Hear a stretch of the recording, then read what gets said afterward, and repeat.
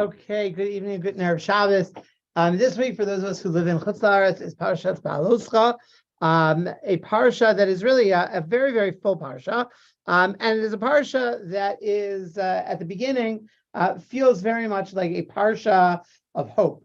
It's a parsha of Bnei Israel preparing themselves for the execution of the great mission of bringing themselves to the land of Israel. Preparing with the fanfare of trumpets, with the movement of the camp. And then the parsha kind of collapses in a series of stories, cautionary tales, of how all of this great potential becomes squandered. And again, if one were to perhaps sum up the tragedy of Parsha Behaalosecha, it is how we see potential being squandered due to very typical kinds of human frailties. So what I'd like to do tonight is to try to give three examples in the parsha of, we'll call them cautionary tales, mirrors of sorts, where we're able to, in the failings of Bnei Israel, be able to see things that are true in our individual lives as well, pitfalls that it's very common for us to collapse into, to perhaps give us a warning not to go in those directions. So early in the parasha, we have the story of Pesach Sheni, the story of the request of those Jews who were tamei during the time of the first Pesach in the wilderness to have a second date to be able to observe Pesach. But this comes on the backdrop of telling us that in that first year after the Jews left Egypt, that the Jews celebrated the first anniversary of their departure by celebrating Pesach in its proper time in the second year of the Exodus. Now, Chazal tell us that this was actually, in many ways, a backhanded compliment, or really a critique of the Jewish people, that Pesach was not observed during the rest of the time that they were in the wilderness. And Rashi, in fact, says that really time-wise, one could certainly imagine this taking place earlier in the Sefer, right? The Sefer begins, 2 weeks ago we read that the census takes place on Rosh Chodesh Iyar, right? The beginning of the month of Iyar, which of course is after Pesach. So chronologically, this should really have been earlier in the Sefer, right? The Sefer should have begun perhaps the dedication of the Mishkan, right? Then proceeded to the story of Pesach. So why does it start with the census? So Rashi says, "Son shel Yisrael, shechol 40 shana shebamidbar lo ikrivu elo Pesach zeh bilvad." That this is actually a story which is somewhat embarrassing to the Jewish people, because this story is literally the only time that Pesach was celebrated, right, during the entire wilderness experience. Now, the question is, why is that the case? And it's a little bit shocking to us, right, that there was no observance of Pesach in the wilderness. And again, that there are a number of different explanations, ranging from that perhaps technically speaking, there was no obligation to do so at all. That's the direction the Meshech Chachma delivers, that really it's more, this is the exception. Really, they should have waited till they came to Eretz Yisrael. That's where the real obligation would kick in. Or to an idea that the Jewish people stopped circumcising their children in the wilderness, right? That they were concerned that in the instability of wilderness existence, having to travel with newly circumcised children would be dangerous. And since one would have to have one's household all circumcised in order to observe the mitzvah of Karban Pesach, right, that it fell by the wayside.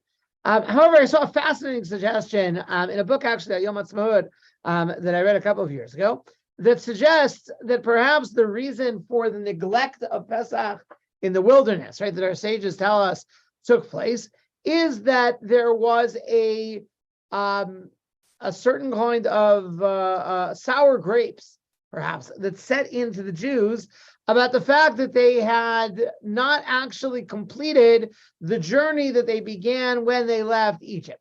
And what's interesting is during the in our parsha and the next two parshios of Shlach and Korach, right, again and again we have this strange refrain from the Jews, right, where they'll say, if only we stayed in Egypt, how much we want to go back to Egypt, right? So we find it in Behaalosecha, right? We have all this nostalgia about the fish and all of the wonderful produce that was available in Egypt, right? It was so good what we ate in Egypt. And then we say back to, they said to Hashem, they're quoted as saying, Ki tov lanu b'Mitzrayim, it was better for us in Egypt, right? Then in the story of the spies, right, the Jews say, Halo tov lanu shuv Mitzrayim, it would be better for us to go back to Egypt.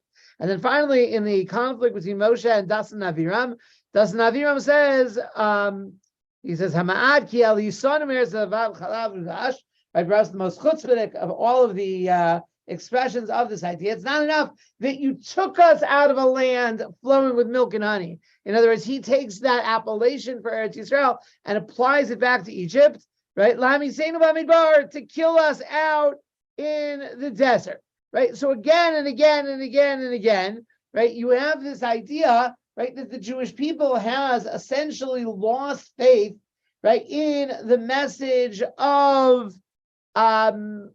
Yetzias Mitzrayim, right? They're no longer connected to it. And the idea that the reason perhaps then that there was this neglect of the observance of Pesach is that they no longer connected to it as an idea, right? The idea of celebrating the Exodus. Egypt is now a place of nostalgia, of romanticized memories of it's better than it was in the wilderness. And there's a certain kind of giving up on Pesach. Now, again, we use the phrase sour grapes, right, which comes from the famous fable, right, of the fox who, when unable to get to the grapes, right, that are the object of his desire, that are his goal, he says, well, they were, I'm sure they were just awful anyways. And that is a kind of basic human idea, right? We very often are not able to achieve, right, things that we are building to. Right, that may be material success, that may be spiritual goals, right? And the sense of being able to fall back on the idea that, well, maybe that's not what I really wanted at all, right? To become, right, the way that the Jews in the wilderness gave up on Yetzias Mitzrayim, right? That many of us, right, have things that we have wearied of, given up on, right? And there's a little bit of a warning, right? Really, we're supposed to celebrate Pesach even when we find ourselves in the wilderness, right? The idea of being able to frame our stories, right? That even when there are setbacks in our journeys, right? That we don't give up on the finest moments of our past, right? We don't say, well, that was, I was more starry-eyed and religious, right? 10 years ago, 30 years ago, and there's been a lot of water under the bridge and maybe it wasn't even really so good, right? The message of celebrating Pesach in the wilderness, right, is being able to say that we are marching forward even with setbacks. And certainly the idea of being able to internalize that as a way of dealing with challenge is one takeaway that we can absorb from this week's Parsha. Second idea is a Gemara in Sanhedrin. We are told in this week's Parsha about the initiation, the inauguration of the Levium, right? And again, one of the unusual aspects of this is that Moshe was instructed that all of the Levium should shave their hair, right, and the hair on their bodies, right, and that they should be waved back and forth by the altar as if they were themselves an offering, right? That we find in this week's Parsha about how the Levium were initiated into their role. The Gemara in Sanhedrin says that it was this that Korach's wife exploited in order to push her husband towards his eventual rebellion against the Jewish people. He says, look what this Moshe is doing to you, right? Look what your cousin has put into place, right? He's humiliated you, right? The idea that, right, that he's shaved you and made you disfigured you in such a strange kind of way, right? Clearly, this is not divine will, right? But this is a power play, right, on the point of Moshe Rabbeinu. Again, the Medrash is here, among other things, reflecting the fact that the name Korach, or really the word Kereach, means bald in Hebrew, right? And there's the idea that it was this hairlessness, right, that was defining to his story, and that here it's saying it's not the natural male pattern baldness, right, but it's the hairlessness that came from the dedication of the Levium. Now, Korach says back to his wife, he says, but wait a second. He says he did it himself also, right? Moshe is also a Levi. He also went through this shaving process that's described in the Parsha. So Korach's wife says back, says, look, he says he was willing to do that, right, in order to humiliate you, right? That's how much he hates you. Now, certainly the last few years has been a masterclass in conspiratorial thinking, right? And there's that we all, the conspiracies that nobody ever heard before have been in the world the last couple of years. However, the idea that when we become fixated, right, on what somebody is doing to us, right, when we convince ourselves that someone hates us, right, the idea that we have this incredible delusionary ability to spin their narrative, right, that everything that they're doing, right, is a slight. Everything they're doing is somehow, they're out to get us one way or another, right? It's certainly the case of Moshe Rabbeinu and Korach.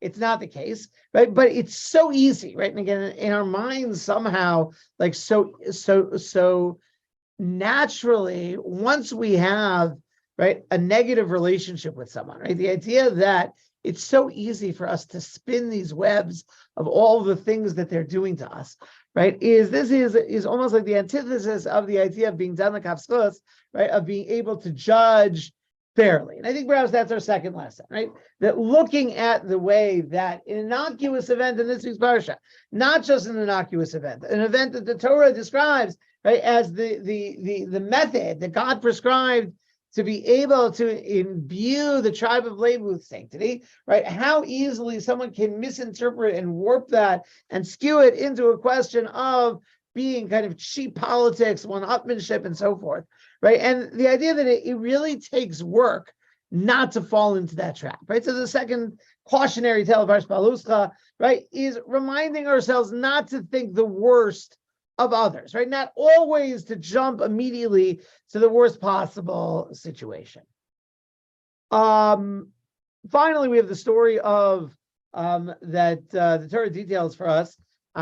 Following the very beautiful and dramatic short section of Vayehi ben Soa Ha'aron, right, of when the Aron travels, right, and when it rests, when Moshe Shuva Hashem Revos Al Pei Yisrael, right, Hashem returned the 10,000s and thousands of Israel, and then the Torah goes immediately, right, and tells this story about all of this different desire that takes place. Particularly the need for meat, and it puts it directly on the doorstep of the group called the Asaf Suf, right? The mixed multitude of people. We all, in other places, referred to as the Erev Rav, right? That they are the catalyst, right, that creates this unrest, right, within the camp that eventually comes to disaster. It's a very sad story. Particularly the idea that this group, which we imagine, right, is essentially a small minority against the Jewish people as a whole, and yet are able to subvert what should have been their finest moment into a moment of disaster. So Parsha Hirsch says that the juxtaposition of these two experiences, particularly with the mentions of the thousands and 10,000s of Israel, remind us the following thing. The Asaf Suf, right, the mixed multitude, even though they're a small minority, right, had the ability to pull a much larger group, right, pull them down with them, right, was able to infect with their cynicism, with their negativity, was able to infect the entire Jewish people. So Rav Hirsch, in a very Rav Hirsch kind of idea, says that the Jewish people needs to learn from this the opposite. Right? What's the opposite? So the Jewish people are a small minority in the world. And one might think a small minority has no ability to impact much larger groups, right? We're describing the Jews, Revos Al Pei Yisrael, tens of thousands. What's that against the rest of the world? But rather the goal of the Jewish people, right, is to be a spiritual and ethical nucleus to be able to inspire the world, right? And if, again, the Asaf Suf, right, are able to, as a very small group, influence people negatively, right, that reminds us, right, that if, again, we'll call it negative peer pressure is so powerful, right, but the positive peer pressure is powerful as well, right? The idea that right? With faith and with confidence, right? If we are able to be ambassadors of our values, right? And again, whether that's within our own families, whether that's within our social groups, within our shuls, within our communities, right? And eventually against the entire world, right? That there is a tremendous power for good or for ill, right? That the motivated minority is able to have.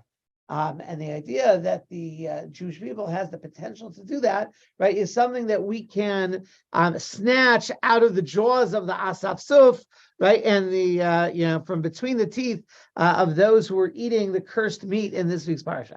So again, three ideas: one, that the Jewish people may have given up on the vision of the Exodus, and it's taken too long. It wasn't the way they thought it was going to go, right? It slept out in the wilderness. That eventually they stopped celebrating Pesach entirely, right? We have to remind ourselves when we hit challenges, that does not mean that we have to give up, right? We talked about Korach's wife's conspiracy theory that Moshe is out to get her husband, and that's what lies behind all of his actions in dedicating the Levium, right? Let's not project the worst onto others, right? Let's not have that simplistic negative narrative, right? And insist on magnifying it. And finally, the idea that if the mixed multitude could have such an impact on such a large group, certainly the same thing can be done in a positive vein as well. A good Shabbos to all. Thank you. Good Shabbos.